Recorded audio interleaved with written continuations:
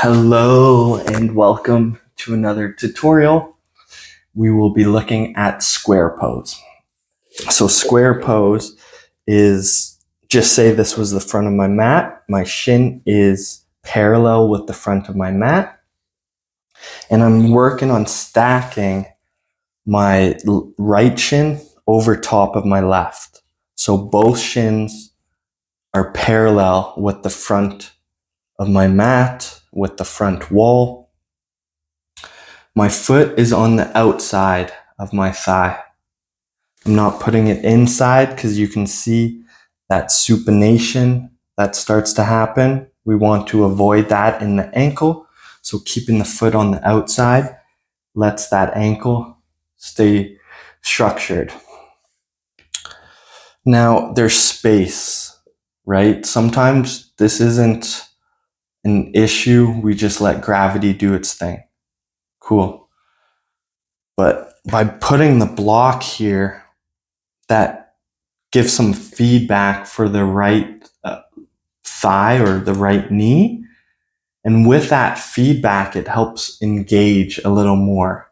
Here, it's a little more empty. Gravity will eventually bring that down. There could be a bit more stress on that inner groin, inner thigh. So by putting that, it takes the stress on that groin away, and it gives feedback, and that actually helps lengthen the muscles a little more. So when you get feedback here, eventually you can go to like a blanket, something a bit smaller, and now you have that feedback, and it actually lets you close that space more without feeling the tension in the groin. Rather than here, if you're just trying to force it down, there's a lot of tension in that groin. By all means, when you get here, if the one hip's lifted, remembering my towel tricks, right? So if your right hip's lifted a lot, bringing that towel underneath your left hip to add balance, right? Right away, that kind of drops the right knee a bit more too by doing that.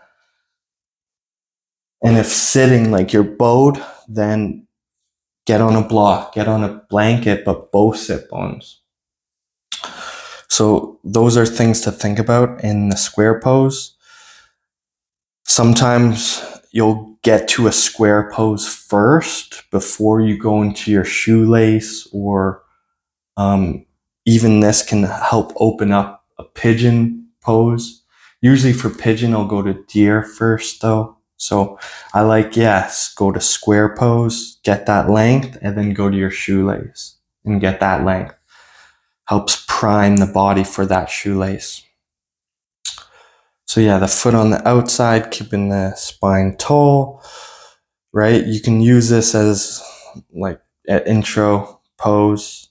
You just got to make sure you switch sides. As you're in here, you can add in some twists. You can do your side bends, right? Your hand circles, your shoulder stretches, a whole bunch of stuff in here. And yeah, if this is super inaccessible, you can always think about, instead of Sukhasana, where the heels are close to your glutes, you can open up. So it's almost like you're in a diamond shape.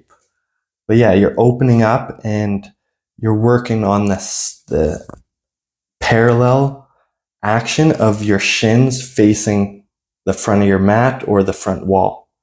And then eventually you can work on stacking the one on top of the other and get there. So yeah, please like, comment, and share these videos. I hope you picked up some insight that you might not have known before, or you might have known it, but it just clarifies or gives you a new look on what you already know. So thanks for spending this time with me, and I will see you for the next tutorial video. Thanks. Bye.